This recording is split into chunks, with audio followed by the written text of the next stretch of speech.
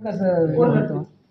तुमचं वेगळं युतीसोबत आहात तुम्ही, ते वेगळं जर असतील तर आता दोन दोन असतात ते पक्ष ठरवलं ना, ते दोन ठरवायचे आणि पक्षात दोन पक्ष दोन ठरवलं. संभ्रम होईल की असं असं म्हणणं आहे संभ्रम लोकांमध्ये संभ्रम होईल की मतदारामध्ये.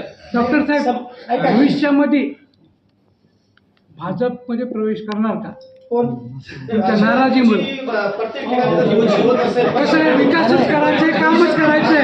जिथे तुमची गोची होते तो विकास पुरुष पुढे आहेत, सोबत यायला काय हरकत आहे? ऐका ऐका ऐका मुद्द्याचा विषय ऐका ऐका तिकडे कोणी विचारणार चाललंय साहेब आहेत की विकासच करायचा दोन मिनिट आपल्याला. ऐकता का?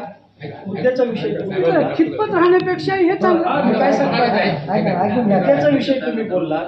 जर मला पक्षानं तशा पद्धतीने काही वागणूक दिली तर मी 100% तो पण निर्णय घेईन. मला प्रदेशाध्यक्षाचा फोन नाही, मला आणखीन कुठलाच फोन नाही. माझ्या पक्षातल्या एका गटाने हे प्रयत्न चालवलेले आहेत. माझ्या पक्षातल्या एका गटाने हे सगळं चालवलेलं आहे. त्या गटासोबत मला प्रदेशाध्यक्ष बोलू द्या. पीए होते त्यांचे पूर्ण यंत्रणा तुमच्या हातात होती. कोणाची? तुमची हो. येस होती ना, होती ना. आमदार साहेबांसोबतच मी भाजपमध्ये गेलो, आमदार साहेबांसोबतच मी राष्ट्रवादीमध्ये आलो. त्यांचे माझे विचार जुळले नाही, बाजूला झालो.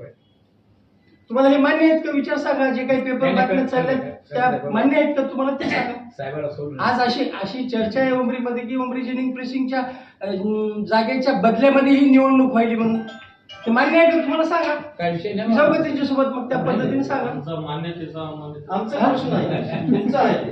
ही सगळ्यांना माझी भूमिका सांगायला ना, ही माझी भूमिका सांगायला. एखाद्या नेत्यासोबत कवळे गुरुजी सुद्धा बापूसाहेबांसोबत होते, मी पण बापूसाहेबांसोबत होतो. आम्ही बाहेर काय गेलो ह्याचाही विचार झाला पाहिजे ना.